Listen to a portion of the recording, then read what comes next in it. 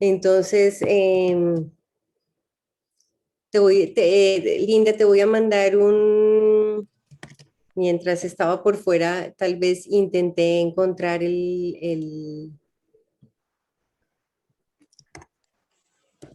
enlace, a ver si se puede ver desde ahí. Y si no, Permítame, ya intento. y si me puedes ayudar a compartir pantalla, te lo agradecería también. A ver si podemos hacerlo.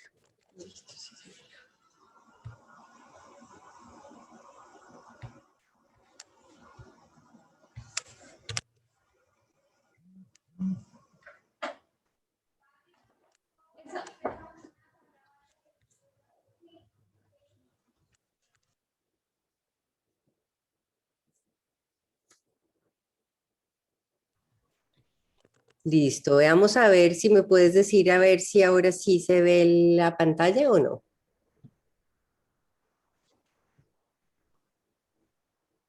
Se vio por un momento, pero ya no.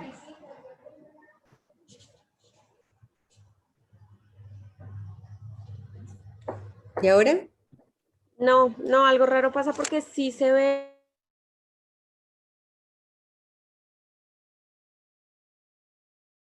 Lo Voy a lamento ingresar mucho. acá, doctor. Sí, bueno, si tú puedes compartir la pantalla, entonces sería maravilloso y yo te voy Tranquilo, sí, diciendo, señor. vamos.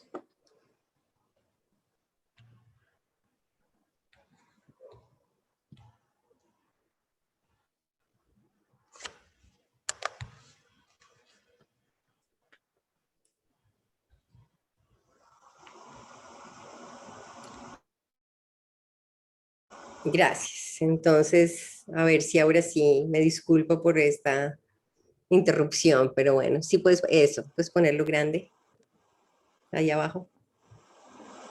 Gracias. Bueno. Entonces vamos con si puedes pasarlo, vamos a iniciar principalmente a hablar sobre qué es trauma. Ya mencioné algunas de las cosas que consideré que son importantes, pero pues quisiera traer lo que traigo en la presentación, obviamente. ¿Sí? Entonces, bueno, traigo algunas definiciones de trauma que no son necesariamente desde la perspectiva clínica, sino que nos ayudan a mirar las dinámicas que subyacen el trauma y pues todo lo que ocurre allí, ¿no? Lo primero es que es el resultado de una respuesta fisiológica normal que se ha vuelto crónica. Entonces, esto es importante en la medida en que nos damos cuenta que el organismo responde de unas maneras particulares para poder ofrecer una protección y poder garantizar la supervivencia de alguna manera. En los niños esto ocurre de unas maneras muy particulares que veremos más adelante, pero el normalizar la respuesta del trauma se siente que es una de las características más importantes y es saber que es una respuesta natural, que se queda como la aguja pegada, se queda algo ahí que permanece a través del tiempo, pero que es normal. Una definición de Daniel Siegel y es que no es lo que nos pasa, sino es lo que llevamos dentro en ausencia de un testigo empático. ¿Sí? Se siente como tan profundo eso y es saber que no es el evento en sí mismo, sino que es ese evento o serie de eventos que pueden ocurrir. No encuentran un ser humano que pueda servir de testigo y pueda servir de un ser humano empático alrededor de esa situación. Y eso es un detonante de traumatización. Se te fue por un momento, creo, o te dejé de ver por un momento. Ya. No, antes, sí, pues, antes. Eso. ¿Más atrás? Y esta es esta. Y es la última definición que hay aquí, que es de Peter Levine también, que dice que trauma es la pérdida de conexión con nosotros mismos, con nuestros cuerpos, nuestras familias, con otros y con el mundo alrededor. Y esto se siente muy significativo porque nos lleva a mirar cómo el tema de la conexión es fundamental en el tratamiento del trauma.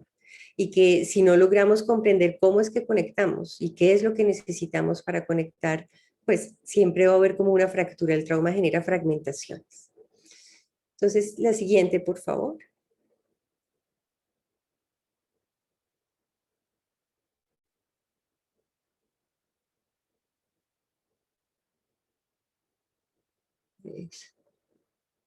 Entonces, el trauma tiene algunos elementos que probablemente, pues muchos de ellos ustedes lo mencionaron aquí al principio, ¿no? En la nube de palabras que hicimos o en la lluvia de palabras que hicimos, ¿no? Entonces, el trauma en general está caracterizado por un evento o una serie de eventos estresantes, ¿sí? Y esos eventos estresantes generan una gran capacidad de agobio del sistema nervioso principalmente, ¿no? El agobio es que recibimos más información de la que podemos procesar en un momento determinado. En el caso de los niños que reciben una información que también puede ser desatinada en términos del tiempo y del momento del desarrollo en el que esa información llega. Si de repente esa información llega para un adulto, pues es diferente. Y esos efectos del trauma permanecen a través del tiempo. Quiere decir que el trauma constituye una serie como de burbujas de espacio-tiempo que están dentro de nuestro sistema nervioso y dentro de nuestro sistema orgánico y relacional y que tienden a repetirse, quedan como congeladas. Son esquemas de relación que quedan congelados a través del tiempo. Y esa afectación física, mental y relacional, pues se ve también a través del tiempo. Siguiente, por favor. Bueno, las tres es del trauma son muy importantes porque nos invitan a mirar tres aspectos diferentes al trabajar con trauma. Uno es saber que el evento mismo no es un evento traumático, ¿cierto? Los eventos ahora los llaman potencialmente traumáticos, pero que diferentes personas pueden vivir el mismo evento y porque es que no todas se traumatizan. Entonces, hay otros elementos que forman parte de eso, incluyendo principalmente su sistema de apego que dicen ahora, ¿no? El sistema de apego es el aspecto más importante para la resiliencia humana. Es lo que nos permite sobrevivir todas las dificultades de la vida. Si tenemos un sistema de apego positivo, un sistema de apego seguro, tenemos más posibilidad de sobrevivir, de asimilar, de procesar, de integrar experiencias. El otro es la experiencia misma, ¿no? Y es que diferentes personas viven el mismo evento de manera diferente, lo experimentan, lo perciben diferente. Y esto tiene que ver también con el efecto, la manera como este evento se experimenta a través del tiempo, cuál es el eco, cuál es como la huella que deja en la experiencia. Hay algo que ocurre con el trauma y es que perdemos la noción del presente. Es como un pasado que se repite y que está constantemente haciéndose presente y queriéndose manifestar y queriéndose procesar y queriendo ser integrado. Entonces es necesario que veamos, el trauma es sin duda alguna el efecto que tuvo un evento basado en la experiencia que un individuo tiene. Entonces no es necesariamente que diferentes personas vivieron el mismo evento, todos se traumatizan. La experiencia y el efecto varía acorde a muchas cosas, incluyendo todos los aspectos relacionales que están alrededor de ese evento. Siguiente, por favor.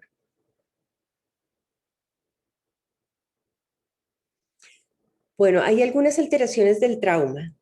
Y algunas de las más conocidas son, no voy a ir en detalle en relación a esto, sino solamente los aspectos más básicos, y es que el trauma tiene que ver con el sistema nervioso, tiene que ver con una cantidad de información recibida que no pudo ser asimilada y que en su momento lo que hizo fue que disparó acciones o respuestas defensivas. Esas respuestas defensivas quedan como almacenadas o codificadas en el cuerpo, en el sistema nervioso y asimismo en los sistemas de apego, en los sistemas relacionales, ¿no? Adquirimos toda una serie de experiencias con base en la relación que las personas tienen con nosotros, en lo que ocurrió después del evento, quién llegó, si nos creyó o no nos creyó, si pudimos obtener un espacio de refugio o no, toda una serie de detalles que tienen que ver con aspectos relacionales y que forman parte de la atención o de lo que ocurre ahí mismo. El tema de la memoria que lo vamos a mirar más adelante, que es supremamente importante porque es necesario comprender que, como yo les decía antes en la primera parte de esta presentación, y es la memoria, el hecho de que las primeras memorias no son verbales. Las primeras memorias son puramente sensoriales, corporales, relacionales y están basadas en unos códigos de gestualidad y de y de relacionalidad muy particulares, en donde el concepto mismo es diferente y eso quiere decir que se almacenan memorias diferentes y eso es fundamental para el trabajo con trauma y para el trabajo con niños también.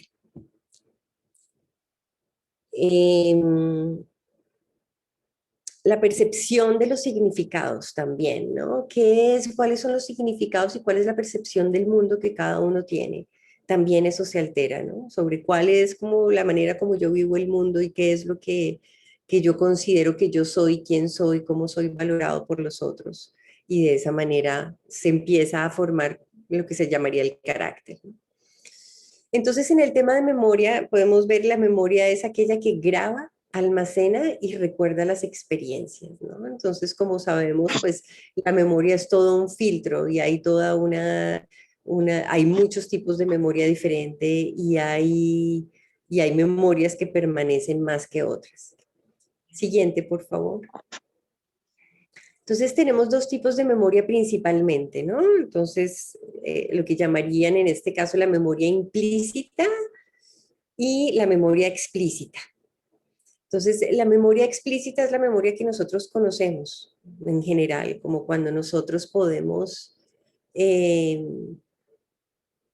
contar una historia, decir como qué fue lo que ocurrió, hablar sobre quiénes somos, de dónde venimos, lo que nos ha pasado, ¿no? Poder contar y hacer una narración que tenga una coherencia. Y para eso se requiere pues una función cognitiva, se requiere una función verbal en su mayoría. Y tenemos la memoria implícita, que es en general una memoria afectiva, somática y sensorial. Y el trauma en general, pues basado en la neurociencia, se muestra que el trauma se almacena en una memoria implícita. Quiere decir que se almacena en experiencias somáticas, sensoriales y afectivas que están ahí formando parte de un campo de relaciones constantemente. Entonces, todas aquellas memorias que nosotros podemos ver desde el cuerpo, como cuando recordamos olores, canciones, ¿no? Como algún sabor de algo, ¿no? Un color que nos recuerda algo. Toda esa memoria entonces empieza a estar atada y nos trae y nos evoca toda una serie de experiencias. Entonces esa memoria afectiva, somática y sensorial es con lo que principalmente vamos a estar trabajando. El trauma nos invita a que vayamos mucho más allá de la palabra, a que nos vayamos a la manera como las emociones se organizan en el cuerpo y a la manera como el cuerpo percibe el mundo también. Siguiente, por favor.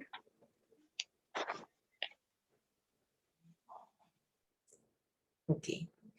Entonces, la diferencia entre trabajar con la memoria implícita y la memoria explícita es que la memoria implícita requiere que trabajemos con experiencia, que podamos desarrollar actividades de asociación y que podamos tener espacios de repetición o de práctica. No podemos trabajar con la memoria implícita a no ser que tengamos estas tres cosas, o por lo menos algunas de estas tres cosas. Las prácticas son fundamentales, que podamos desarrollar cierto tipo de prácticas para nosotros mismos o para las personas con las que trabajamos, o que podamos desarrollar la capacidad de generar experiencias. Nosotros lo que hacemos en la terapia muchas veces es generar experiencias, ¿sí?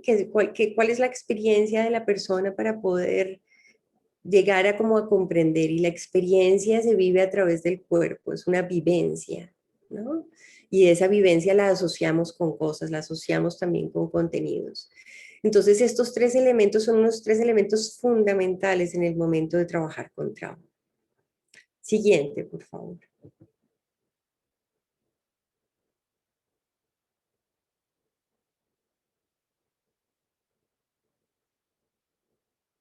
¿La estás pasándola? No, no se ve la otra. Ya.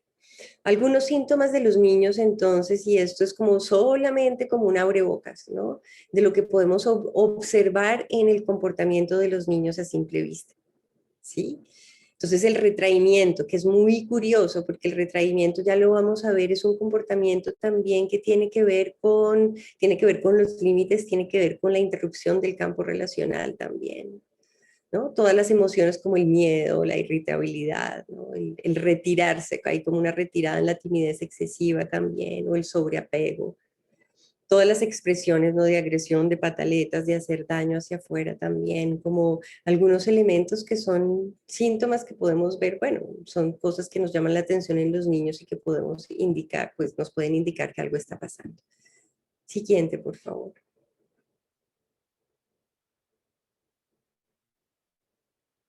Ya, vamos a mirar entonces cuál es la diferencia dentro de lo que son las heridas traumáticas y las heridas del desarrollo. Siguiente, por favor.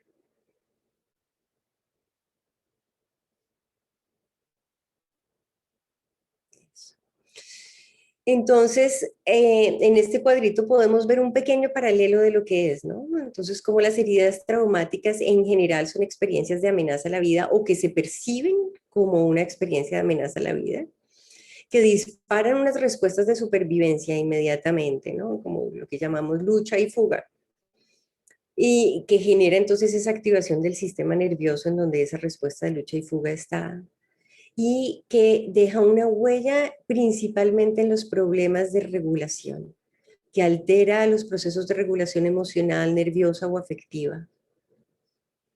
Las heridas del desarrollo, por el otro lado, podemos ver que muchas veces son experiencias que no son amenazantes a la vida, o pueden ser percibidas como amenazantes muchas veces, y que pueden ser vividas con intensa angustia y en general dan un sentido de significación negativa sobre sí mismo, ¿no? Entonces el niño o la niña adquiere una idea de sí mismo como yo no soy una persona eh, que merece ser amada, ¿sí? O yo soy mala, o hay algo en mí que está errado, eh, o eh,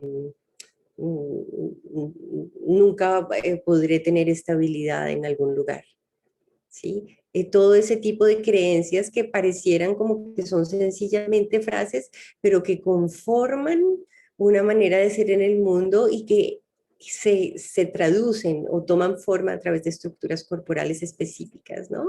Entonces, por ejemplo, la defensividad tiene una forma específica, ¿no? Si nos permitimos por un momento tomar una forma defensiva, ¿sí? ¿Cómo es esa forma defensiva? Que nos tomemos un momento para ver cómo es.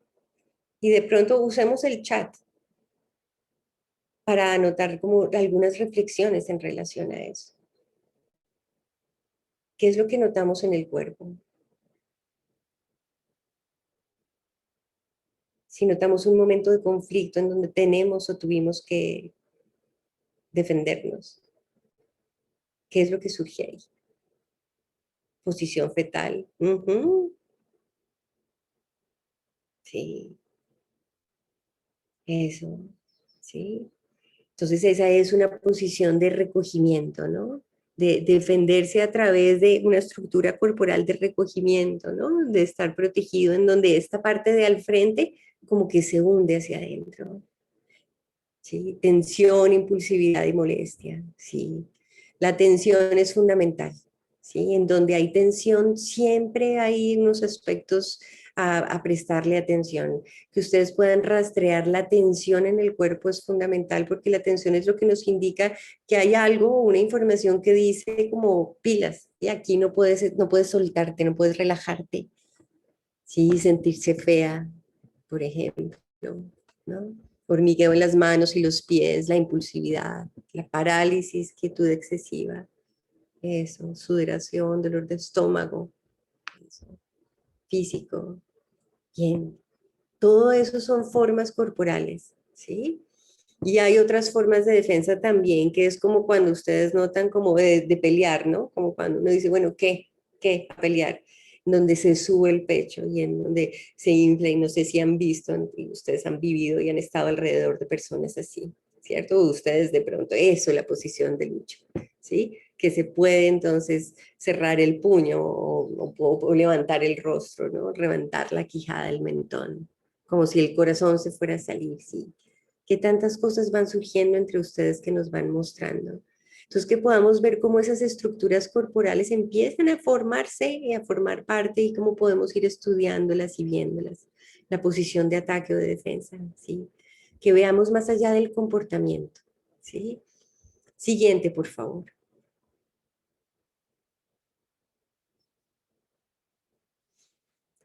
Bueno, quiero hacer énfasis en esto porque es uno de los puntos principales que quiero traer hoy y es el trauma como una interrupción crónica de la conexión, especialmente cuando trabajamos con trauma del desarrollo y si tenemos en cuenta que la mayoría de experiencias traumáticas son experiencias interpersonales, relacionales, que tienen un efecto profundo y muy particular en el área social. Entonces, por un lado, distorsiona la conciencia social, ¿no? Entonces, como quién soy, cómo formo parte del mundo, qué tan seguro estoy en el mundo, cómo yo formo parte de algo, queda distorsionado dentro de, el trauma.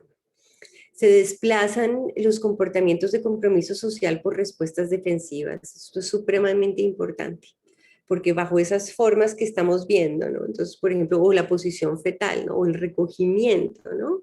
Cómo esas respuestas defensivas empiezan a generar unos espacios de distancia con los comportamientos que me generan conexión con otros, como por ejemplo la mirada, o como por ejemplo el poder aproximarse o poder tocarse, ¿no? Que se interfiere con la corregulación recíproca y saludable. ¿Sí? Entonces nosotros estamos hechos para ser corregulados, somos animales de manada, estamos hechos para que de niños, siempre un niño busca la ayuda de un adulto o la ayuda de una persona responsable, a no ser que esa figura pues definitivamente no existe, pero un niño definitivamente siempre va a buscar la ayuda de un adulto cuando tiene una situación de vulnerabilidad. Y es supremamente pues, profundo cuando esa figura no aparece o cuando es la figura misma que puede ser el perpetrador. Y el trauma interrumpe la regulación neurofisiológica. Entonces, todas las maneras que tenemos como de conectarnos en la defensividad, sea en la tensión, sea en el recogernos, la tensión corporal es una manera como de separarnos también, ¿no? Es una manera de protegernos, es como ponernos nosotros una estructura corporal enfrente en nosotros mismos que nos genera una armadura y con esa armadura pues se desarrollan espacios de seguridad allá detrás, ¿no? Entonces, que tengamos en cuenta que todas las defensas también son recursos, ¿sí? Las defensas son necesarias para proteger la vulnerabilidad.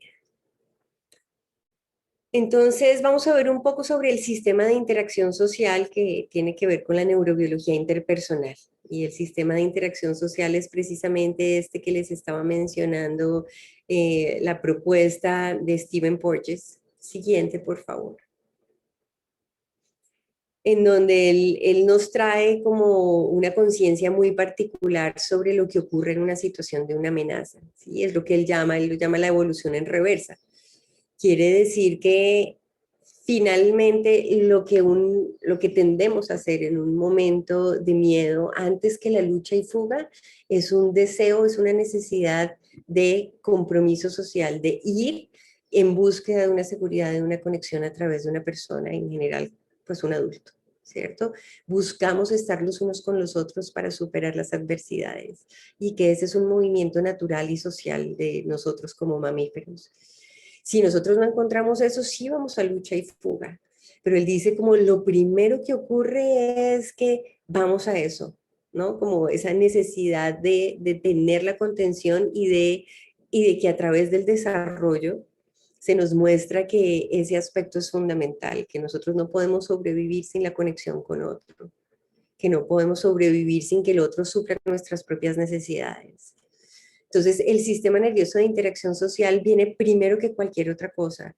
Es la base de nuestra supervivencia fundamental. No podemos vivir sin el sistema de interacción social que nos permite adquirir una sensación de seguridad, de conexión con los otros y con el mundo a través de esas relaciones de apego, de lo que hay allí en esa posibilidad de estar con un otro y suplir nuestras necesidades. Y que después del sistema, si el sistema nervioso simpático no funciona, entonces ya viene lo que es la activación del sistema nervioso parasimpático cuando hay un colapso, ¿no? Una inmovilización, un desmayo, una disociación, que son características fundamentales, que el trauma ocurre muchas veces cuando estas otras dos han fallado. ¿sí? Y lo que ocurre y lo que queda en el sistema nervioso es esta memoria parasimpática de inmovilización, de desmayo, de disociación, de no presencia, de desconexión. Siguiente, por favor.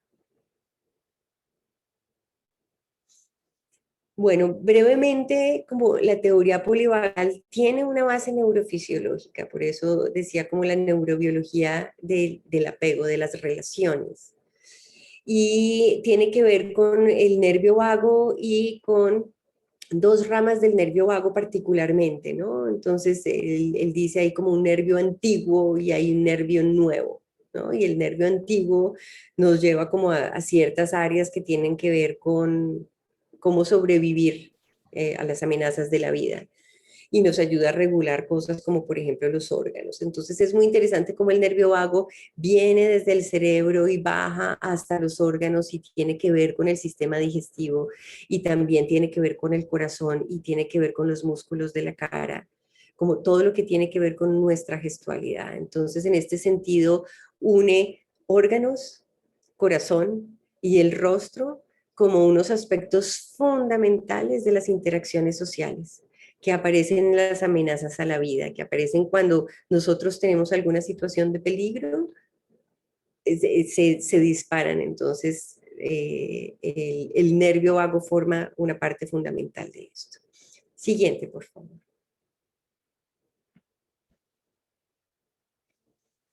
Entonces, si nosotros vemos qué es la teoría polivagal, la teoría polivagal es una ciencia cuerpo-mente de la conexión, la confianza y la seguridad.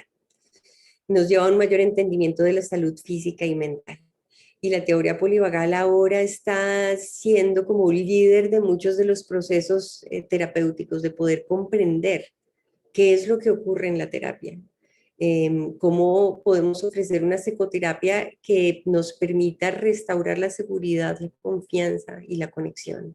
¿Cómo es que se hace eso? Siguiente, por favor. Entonces la teoría polivagal tiene unos aspectos muy particulares. El primero es como esa jerarquía que les dije, que les mencioné, en donde siempre el sistema de compromiso social viene primero. El otro es la corregulación, que es básicamente el proceso interactivo que involucra todo el sistema de interacción social, tanto del terapeuta como del consultante. Entonces, cómo ustedes están frente a un otro es fundamental. La terapia del trauma parte del terapeuta. ¿Sí? Parte de lo que está pasando, de la manera como podemos estar presentes y cómo podemos reparar y restaurar una información que ya está ahí instalada o que se está haciendo presente, y cómo podemos ofrecer nuevas experiencias de mutualidad y de reciprocidad, ¿sí? De muchas maneras es como que nos lleva a mirar cómo podemos decir nosotros como te veo, ¿sí? Sé lo que estás pasando, o sí, mi corazón se arruga cuando te veo así. ¿Sí? Cualquier cosa que invite a ofrecer esa experiencia de mutualidad, de reciprocidad, de respuesta, no solamente a través de las palabras, sino a través de la gestualidad. ¿Sí? Cómo podemos, como muchas veces cuando vemos a una persona que está en dolor y tenemos entonces un impulso, ¿sí?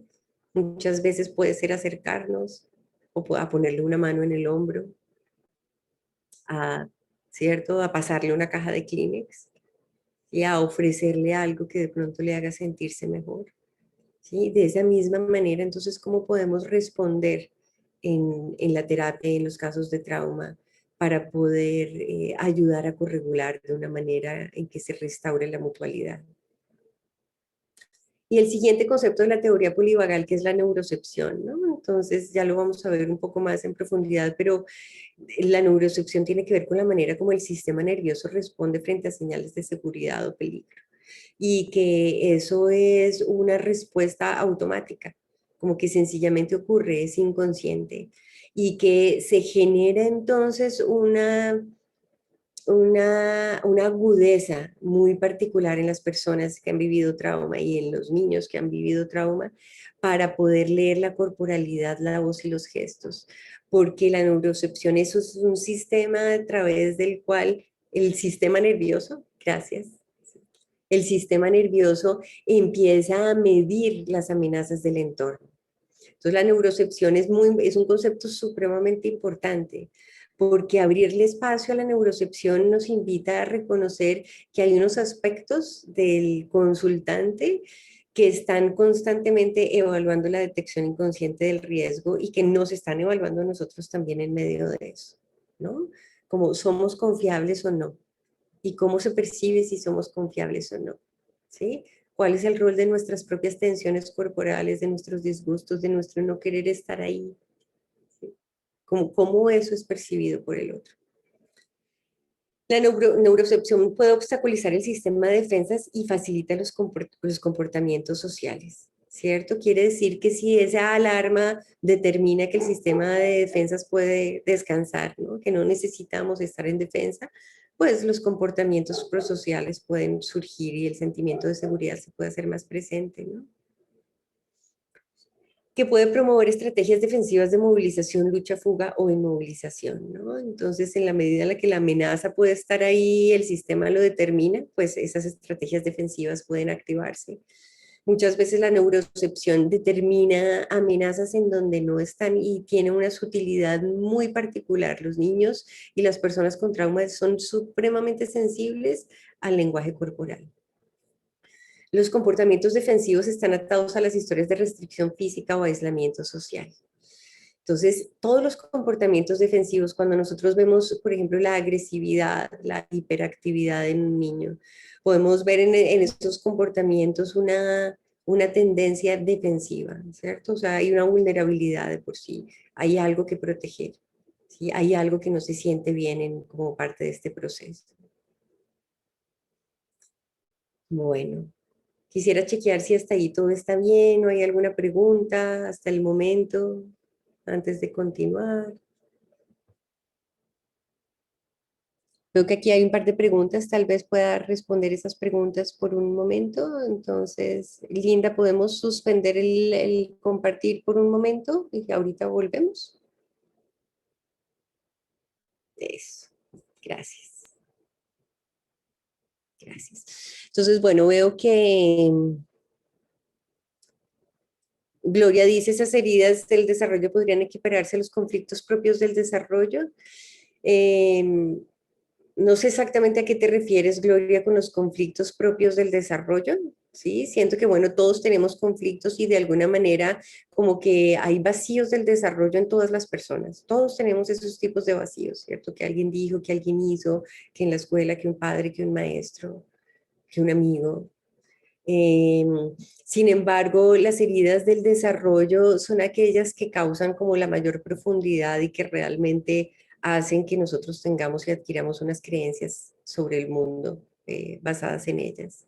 No sé si eso responde a tu pregunta o no, pero creo que eso puede ser. Si cualquier cosa puedes prender tu micrófono y ver. Sí, sí, Veamos. gracias. Qué pena, en ese momento en que estaba hablando pasó una moto y entonces me perdí ese pedacito, porque bueno, los conflictos del desarrollo son aquellos que implican como la necesidad de hacerse independiente y el dolor que esto genera, tener que compartir de pronto, tener, bueno, de no tener a la madre con la frecuencia con que se quiere o con que se tenía cuando se es más pequeño, y es como aceptar que ya no está todo el tiempo, quizás eso sea una herida o el conflicto pues que implica tener que alejarse ya del nido materno, pues cuando se va a la institución educativa, como esos conflictos pues que se van generando, ¿cierto? Que se van dando, o sea, que implican dependencia y crecimiento, pero que de todas maneras no dejan de doler, sí, que el niño lo siente pues como Ya. algo que le genera angustia de todas formas. Entonces, no sé, pues no me queda mucha claridad la diferencia entre las heridas y los Sí. conflictos pues, que implican. Sí, gracias. Sí, sí, sí. Creo que entiendo más lo que estás diciendo y yo creo que es diferente.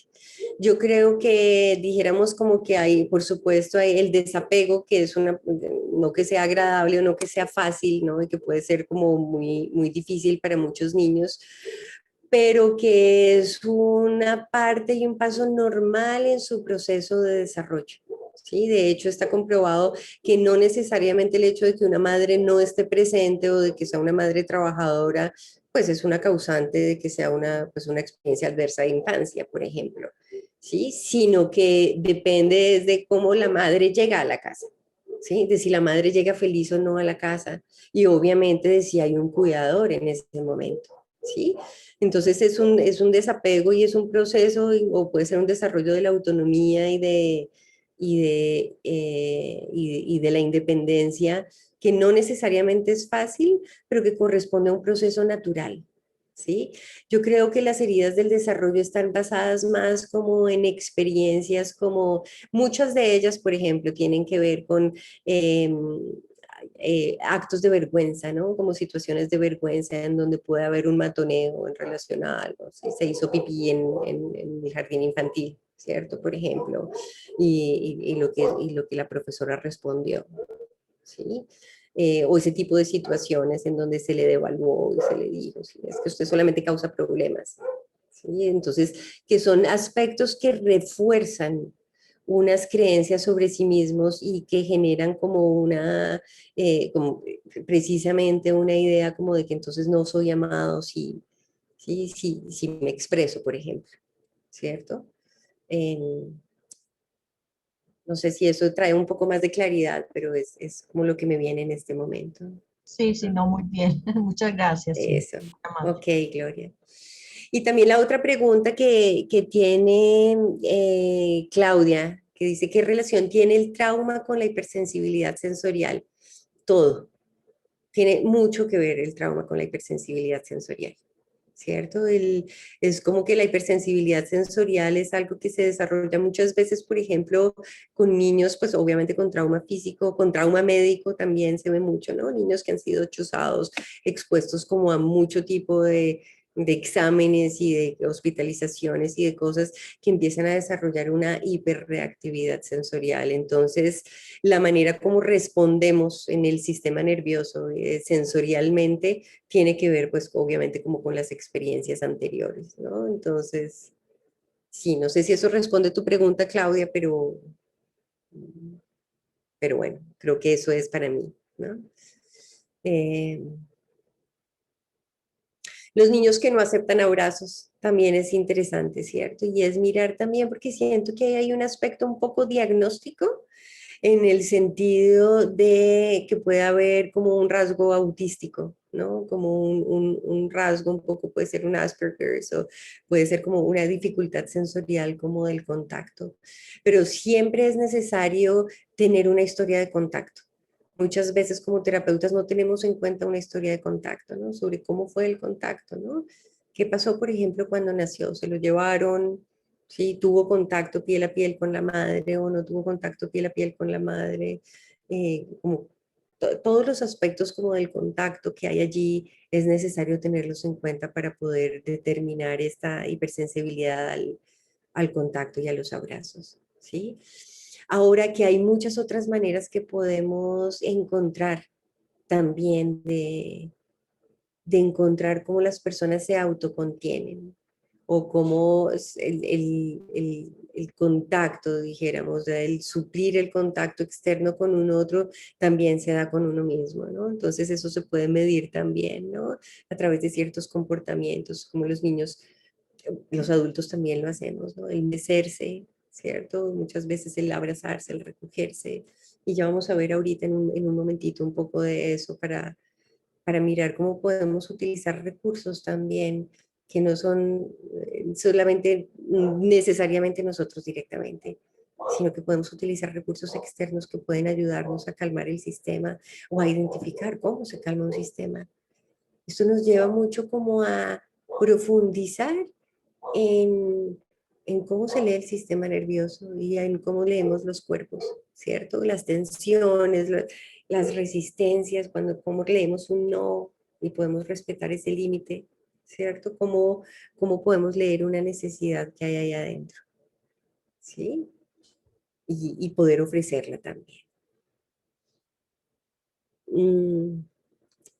Ah, bueno, Evelyn dice, entonces, ¿qué tipos de fragmentaciones crea el trauma en el ser humano y cómo trabajarlos en el paciente? Uy, el trauma es pura fragmentación, ¿sí? Entonces ya lo dije al principio y es fragmentación consigo mismo, es decir, de no saber qué es lo que uno siente, no saber qué es lo que uno necesita, no saber cómo de la desconexión del propio cuerpo como un punto de dolor también, que muchas veces es necesario.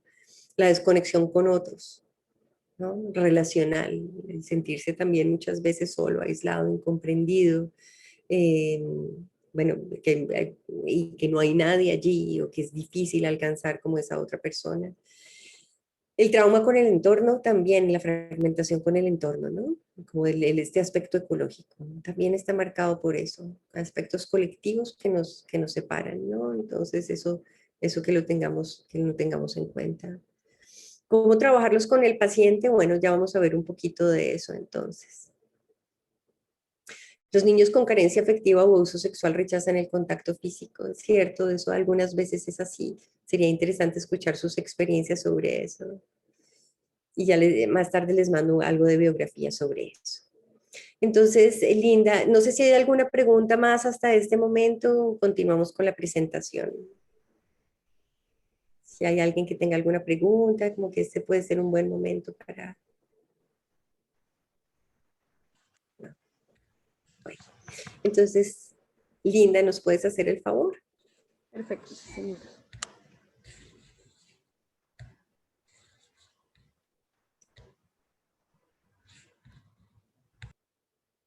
Eso. Bien. Siguiente, por favor. Vamos a ver algunos aspectos como de la terapia para el trauma, entonces. Eso. Bueno, esto me parece, siento que es una diapositiva fundamental, que son las 3 R's de Bruce Perry. Y él habla como sobre estos 3 aspectos que son fundamentales para el trabajo con trauma, ¿no? Entonces, el primero es ayudar a regular y calmar el sistema nervioso. Y ahí es donde viene como la habilidad especial a desarrollar como terapeutas, ¿no? De poder mirar en profundidad. ¿Cómo medimos el sistema nervioso? ¿Cómo medimos los estados de calma? ¿Cómo los podemos hacer visibles? ¿Sí? ¿Qué nos indica que una persona está regulada o no? ¿Cómo podemos observar y determinar si está empezando a disregularse? El siguiente es la relación, que la relación es fundamental, ¿sí? Porque si no hay regulación, pues básicamente la persona no está presente para sí mismo, pues no puede tampoco como estar en relación. Sin embargo, la relación es fundamental para obtener procesos de regulación, ¿no? Eh, la relación tiene que ver con todo lo que es la conexión, la sintonización y la sensibilidad frente a las necesidades del otro. Que yo te estoy viendo o siento que tú me estás viendo, ¿cierto? Percibo que tú me estás viendo y que tú estás sintiendo o estás comprendiendo lo que está pasando conmigo. Y la posibilidad de desarrollar acciones que nos llevan a fomentar esa conexión, esa sintonización y esa sensibilidad. ¿Sí? Y el tercero es la razón. Cómo apoyar a través de la reflexión, el aprendizaje, la comprensión, la reafirmación, ¿no? Todo lo que tiene que ver con resignificación, la narración de la historia, el poder encontrar como nuevas alternativas, nuevos resultados a esa historia, el poder asimilarla, el poder comprenderla, el poder integrar todos los aspectos de ella y no quedarnos solamente con uno. Todo eso forma parte de la razón. Sin embargo, el orden es como está aquí. Regulación, relación y razón. O sea que el aproximar a la terapia del trauma con la razón, dijéramos que no es la manera más acertada necesariamente, sino que necesitamos empezar a leer más que lo que es la historia que se cuenta, es la persona que está contando la historia, o más que lo que pasó, lo que le pasó es como que podamos ver cómo el sistema nervioso y cómo esa experiencia vive en este presente ahorita mismo y cómo podemos trabajar con ello. Siguiente. Entonces, para ello vamos a mirar como el tema de la regulación y la corregulación, que es uno de los aspectos fundamentales que les mencioné, que Stephen Porges menciona. Siguiente, por favor. Y profundizar un poco más en aquello de qué es la regulación, ¿no? Como en qué momentos en cuáles son las dinámicas que subyacen a la regulación, ¿no? Entonces, en general está visto como la capacidad para manejar las emociones apropiadamente, que podamos responder frente a ciertas situaciones apropiadamente y moderadamente dentro de un rango de expresividad y dentro de un rango en donde las conexiones se puedan mantener y en donde el sentido de presencia pueda mantenerse. Y esa regulación nos permite adaptarnos y responder a las necesidades del entorno, ¿no? Entonces, como que en la medida en la que estamos regulados, podemos vivir situaciones que son un poco como que nos mueven el piso, pero podemos adaptarnos y responder a ellas y de esa manera poder, pues, como navegarlas satisfactoriamente. Y la regulación tiene una influencia del entorno, de las interacciones sociales y de los factores internos. Entonces, siempre como que para regularnos podemos utilizar muchas cosas diferentes. Podemos utilizar relaciones, podemos utilizar memorias, podemos utilizar imaginación, podemos utilizar objetos. Ya vamos a ver un poco más adelante algo de eso. Siguiente, por favor. Y a diferencia de la regulación, pues es la corregulación, ¿no? Que la corregulación tiene que ver con las interacciones y respuestas en general, pueden ser cálidas, ¿sí? O son amorosas, que ofrecen un cobijo, un bienestar y un soporte, ¿sí? Estos son tres conceptos importantes, ¿no? Que quisiera que nos tomemos un momento para sentir eso, ¿no? Cuando ustedes piensan en experiencias que ofrecen cobijo, bienestar o soporte, ¿cómo qué se les ocurre? ¿Cuáles son las cosas que surgen primordialmente de ello? ¿Sí? ¿Cómo podemos nosotros mismos ser promotores de experiencias cálidas de cobijo, bienestar y soporte? ¿O qué nos detiene para hacer eso? Desde el quehacer que cada uno tenga.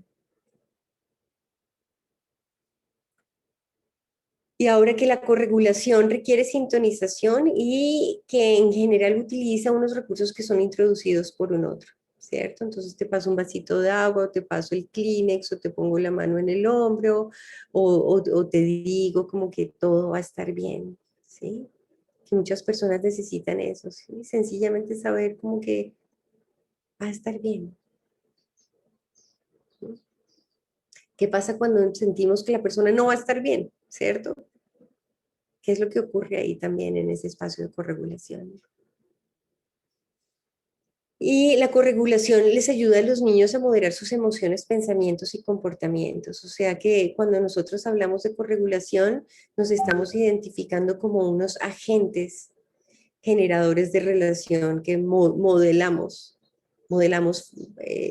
formas de relación. La terapia es un modelo de relación y eso es lo que hacemos principalmente. Siguiente, por favor.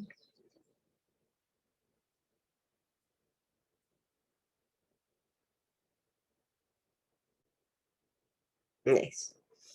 Entonces, dice Stephen Porges que la corregulación tiene dos fases, ¿no? Entonces, la fase 1, que es la primera fase, es una fase de comportamiento social. Es una interacción en donde ese compromiso social se practica a través de expresiones faciales y gestos, de tono de voz y de vocalización, de escucha y reciprocidad. Y estos son elementos fundamentales en la terapia del trauma, que podamos notar también, ¿no? Nuestras propias expresiones faciales y gestos acorde a lo que es nuestro estado interno y cómo eso está siendo leído por la persona con la que estamos trabajando, ¿sí? Que ese niño, esa niña tienen como la capacidad de leer muy agudamente a través de su neurocepción todo nuestro mundo interno, ¿sí? Nuestras tensiones, ¿sí? Si hay algo que nos molesta, cómo nuestro tono de voz y la vocalización que utilizamos son fundamentales en el proceso terapéutico, ¿sí? Que si nos damos cuenta cómo el tono de voz cambia y qué es lo que eso genera, ¿sí? Y podemos ensayarlo y como darles el espacio a ustedes también de que puedan ensayarlo en sí mismos, ¿no? Como notar cómo en la medida en la que mi tono de voz cambia y de pronto la vocalización que yo estoy usando cambia, cambia la experiencia que ustedes tienen aquí. ¿sí? Cómo ese tono de voz refleja muchísimo del estado interno que tenemos y del estado de conexión y de nuestra propia regulación de nuestro sistema nervioso. Siguiente, por favor.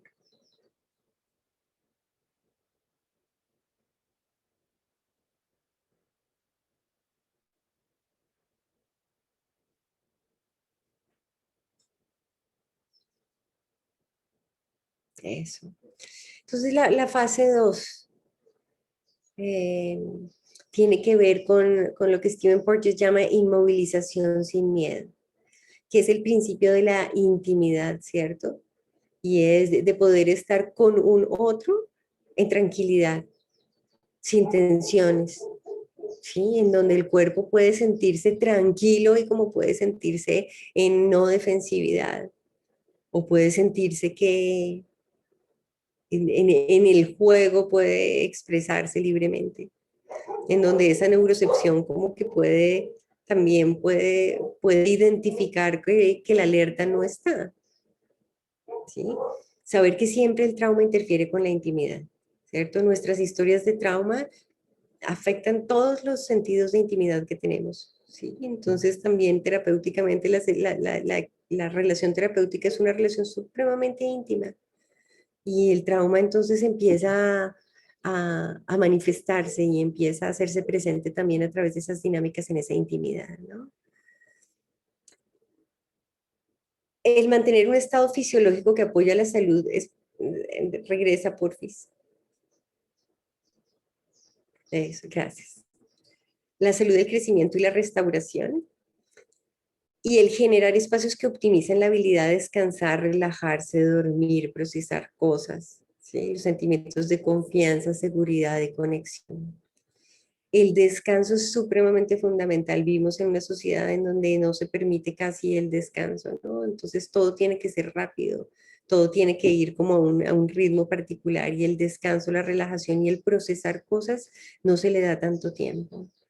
Entonces, el trauma, así como es en el cuerpo y es cuando podemos comer algo que nos causa una pesadez, que se requiere un tiempo para digerir el trauma también, las experiencias necesitan tiempo de asimilación, necesitan como un tiempo de procesamiento y a veces el no tener ese tiempo también pues es causante de muchos problemas.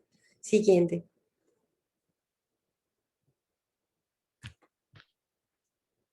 Es. Vamos a ver entonces algo de lo que son lo que yo llamo los recursos somáticos para el apego y la participación social. Y yo creo que aquí ya pronto acabamos para poder hacer un espacio de práctica también. Entonces, estos son algunos recursos somáticos interpersonales. Cuando yo hablo de recursos somáticos, pues los recursos son supremamente importantes en el trabajo con trauma porque es lo que nos permite facilitar la asimilación, ¿sí? Son como herramientas que podemos utilizar y hay muchos diferentes tipos de recursos. Por lo pronto vamos a mencionar aquí o voy a mencionar algunos que podemos ver a través del cuerpo, que están centrados en el cuerpo y que están centrados también en el campo de las relaciones. Quiere decir, no es solamente yo con yo, ¿sí? Sino que es la persona o dos personas que están reflejándose y que están interactuando a través de sus cuerpos de maneras particulares, ¿no? Entonces, pues obviamente algunos de los recursos somáticos más importantes son las defensas motoras activas, ¿no? Como el poder pelear o huir, que es el que ya sabemos y ya conocemos como las defensas más básicas que tenemos y más fundamentales, ¿no? Y dentro de esas, pues la posibilidad de movimiento. Muchas veces lo que pasa con el trauma es que esas defensas motoras activas se ven interrumpidas. Entonces podemos observar a través de las extremidades, ¿no? Los movimientos particulares de algunos niños, o sea, o como cuando niños hacen pataleta, o como esas formas que vemos en los adultos en donde son más hacia arriba o más colapsados, ¿cierto? Y en donde vemos cómo las actitudes o las acciones defensivas motoras se hacen presentes y se manifiestan aquí dentro del el campo de relaciones.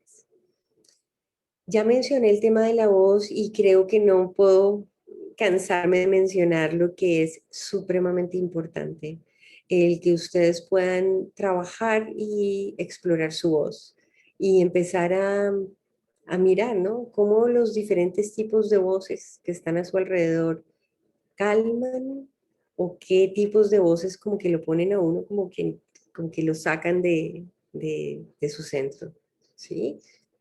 Y la voz y el sonido son fundamentales. Stephen Porges también utiliza muchísimo la música como un espacio de reparación, mucho en el trabajo con niños autistas también. La postura quiere decir tantas cosas, ¿cierto? Si miramos, ¿sí? Si estamos, ¿no? Entonces muchos de ustedes han escuchado la posibilidad como de agacharse uno y estar al mismo nivel del niño y lo que eso genera en el niño, ¿no? Que ahí ya trae toda una orientación y una manera de relacionarse totalmente diferente. Está basada en un sistema totalmente diferente. Si estoy orientada también, mirando hacia el frente como estoy ahora en este momento, o si por el contrario hay una orientación diferente y qué es lo que ocurre, ¿sí? ¿Cómo podemos escuchar más y disponernos a la escucha y a la relación de una manera más contundente, como prestándole atención a eso, ¿no? ¿Qué es lo que hay en mí que puede hacerse más presente aquí? ¿Cómo puedo reorientarme para estar con esta persona?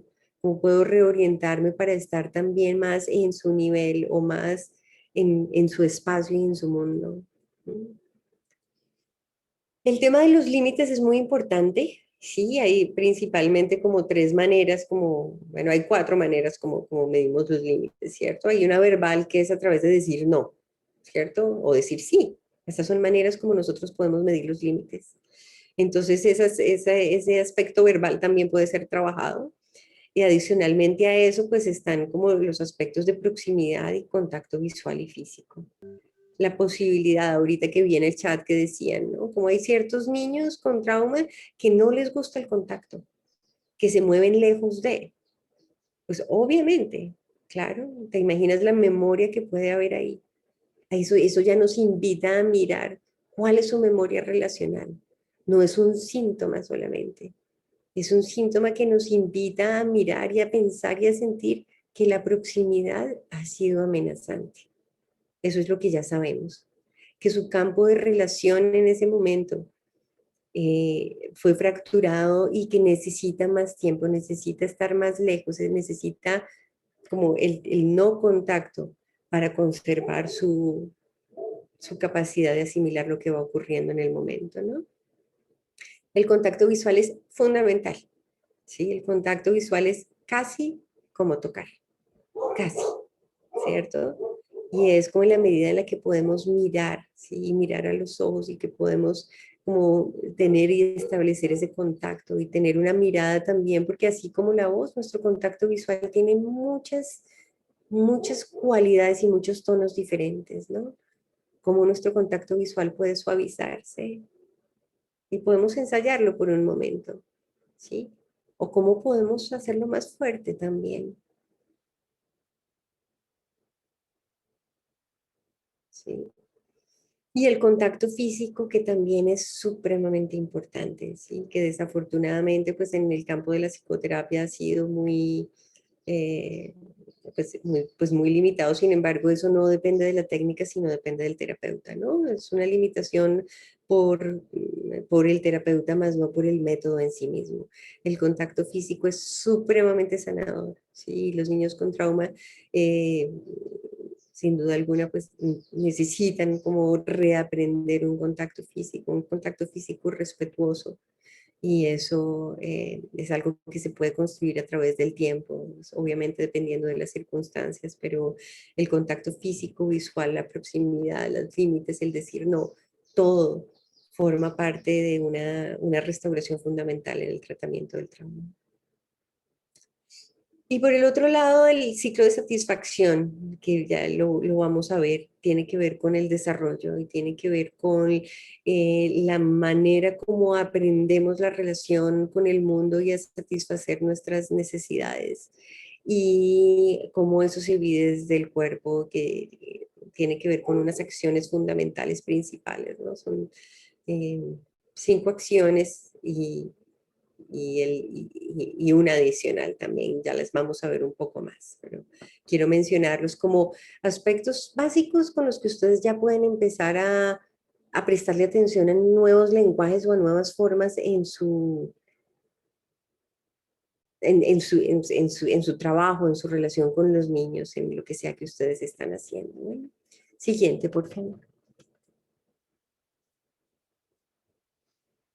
Y aquí dentro de esto también entonces hay otros tipos de recursos, ¿no? Como las pelotas, las cobijas, los cojines, las mecedoras y hamacas que son maravillosas, ¿sí? Las actividades de ritmo, de poder compartir cosas en el mismo ritmo.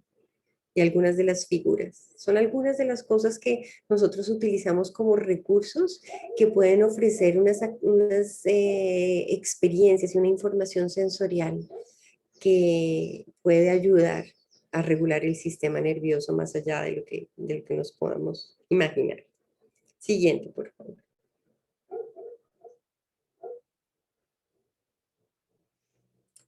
Bueno, Stephen Porges, básicamente él dice que cualquier intervención que tiene el potencial de incrementar la experiencia del organismo de seguridad tiene el potencial de activar los circuitos neuronales evolutivos que apoyan los comportamientos prosociales y el sistema nervioso de interacción social.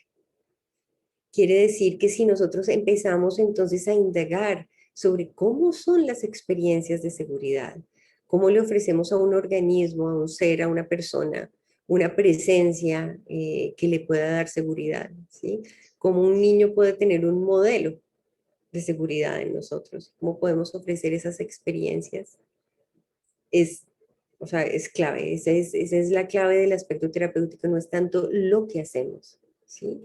Sino que está comprobado que es en el campo, como la herida está en el campo de las relaciones, el resetear de alguna manera, el ofrecer nuevas experiencias dentro de ese campo de relaciones que permitan ofrecer experiencias de seguridad se hace importante, o indagarlas, o explorarlas, o construirlas si son inexistentes. Siguiente.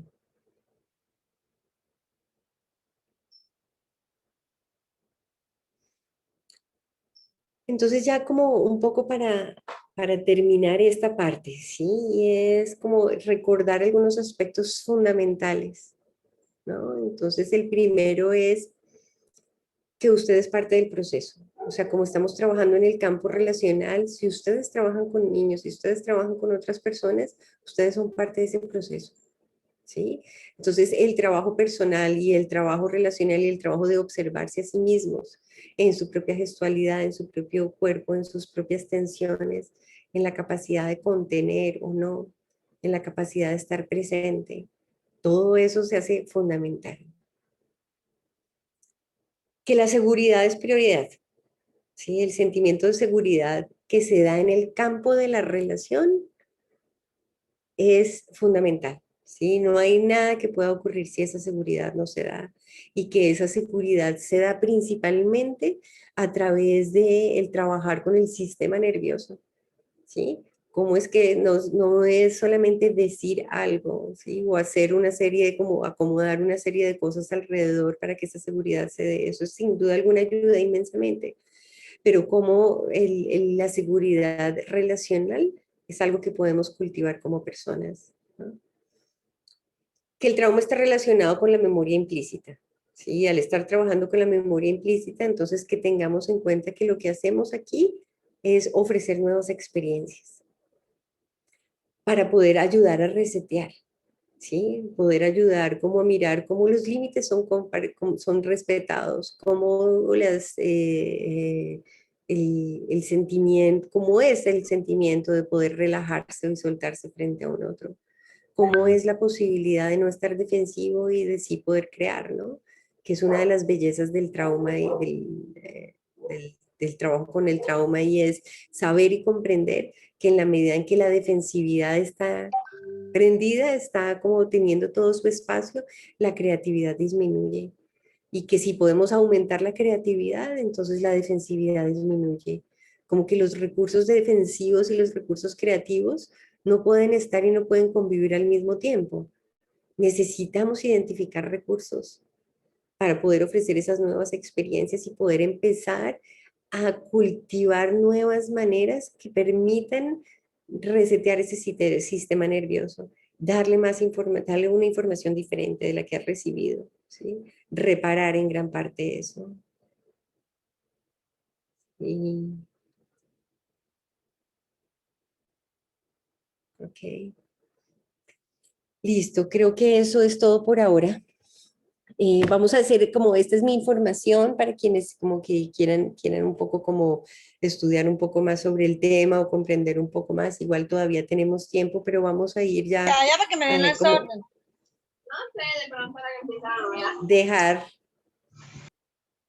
dejar la presentación por un momento. Gracias, Linda.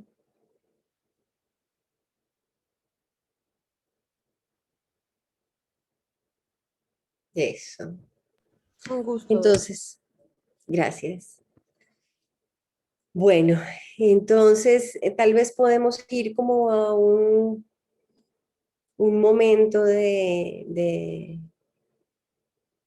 creo que se siente que fue mucha información, ¿no? Muchas cosas pasaron, entonces de pronto tomarnos un momento como en la transición para estirarnos o lo que sea que necesiten y no sé si, Linda, no sé si se están tomando tal vez 5 minutitos para ir al baño o algo entre... No, que se van a tomar 5 minutos para Sí, ir sí, al baño. señora, está bien, no hay ningún inconveniente. Si están de acuerdo, volvemos a las 4. No, a las las- 4, ¿no? Tomémonos solamente 5 minutitos para ir al baño, ¿está bien? Perfecto, sí, señor. Dale.